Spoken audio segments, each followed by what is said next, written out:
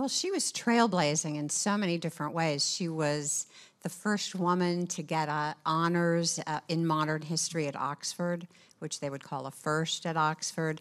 She was the first person to climb many peaks in the Alps. She really had, her whole life was being the first and the only woman. She was the first British military intelligence officer. So really the way she found herself in the Middle East in this position of power was she took a series of trips, beginning with going to Persia in the 1890s, because her uncle was the ambassador, the British ambassador to Persia. And she really fell in love with the Middle East. And she then, after a series of other travels, got back to Jerusalem and then traveled up through Syria. And based on these early travels at the turn of the century, British military intelligence recruited her to help them with tribal notes and maps and charts during World War I. And so she worked with Lawrence, T.E. Lawrence, also known as Lawrence of Arabia, in the Arab Bureau in Cairo, and then went to Iraq, where she established the Iraq Museum and helped draw the borders. Yes, and she was fluent in all of those languages, which was very crucial for her getting the job, because obviously the base of her interactions was talking to people and enjoying their presence and exchanging ideas, and you know, that was also one of her very unusual ways that set her apart from other people, that she really encountered these the different tribes on the same level as they were. She never tried to dress up as in Arabic clothes. She always kept her Victorian outfit and her Victorian presence, and that sort of created a really equal level respect field between her and the people she met. Yeah. She traveled very differently than you would expect a Victorian to travel. She really, she introduced herself to the people that she met. She was very authentically interested in their lives. She was authentically interested to know about them. And she started these travels in 1900. Now I have to ask, you were working with this woman Ruth, who had been in the Middle East, been in Iraq, and she had never heard of Gertrude Bell, and now it's been quite some time since I saw Lawrence of Arabia.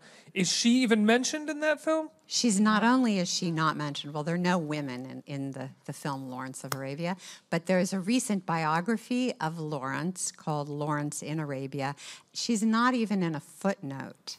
Why do you think that is? Well, actually, another film that sort of refers to her is The English Patient, which probably many of you have seen. And at the very beginning, they refer to the Bell maps as who had drawn the Bell maps. So clearly no one had an idea that it was a woman that was behind those maps. Now, why do you think her history has been, in many ways, I wouldn't say it's been washed away or swept under the rug, but it clearly hasn't been talked about, and she hasn't been held into the highest regard that a person whose history you wanted to preserve would be? Well, that's one of the things that was so incredibly astonishing to us, is that as we read more of the primary source material and the documents and the memos and the letters, she was a real powerhouse. She was a real decision maker and a real player. And what was sort of amazing is that we have the notes of meetings that she attended. There were only 5 or 6 people total there, and of course she was the only woman. If you look at the memoirs of the men who also attended those meetings, she's nowhere to be found. So if you're going back only so far and not to the original documents, you won't find her. It's like, surprise, surprise, misogyny goes back very far. Well, also one of our advisors, Priya Saty at Stanford, had this very interesting comment. She said, going out into the desert was always a way to sort of test British masculinity and testosterone. And once Gertrude Bell did it, there really was nothing more for men to do out there.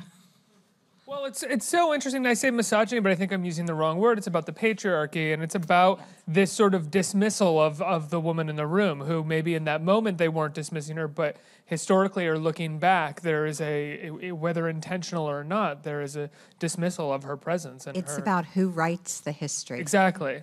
Thank you. And why do you think it is that those who wrote the history left a woman out? Well, It's a softball answer, really. Sorry. Well, I mean, I think that it was the ultimate old boys network. You couldn't get more old or boys than the colonials in England at that time. I think it's just the same way that women have a hard time getting acknowledged for lots of their accomplishments to this day. For once, it's called history, not her story. Oh, yeah, absolutely. That's a good turn of phrase there.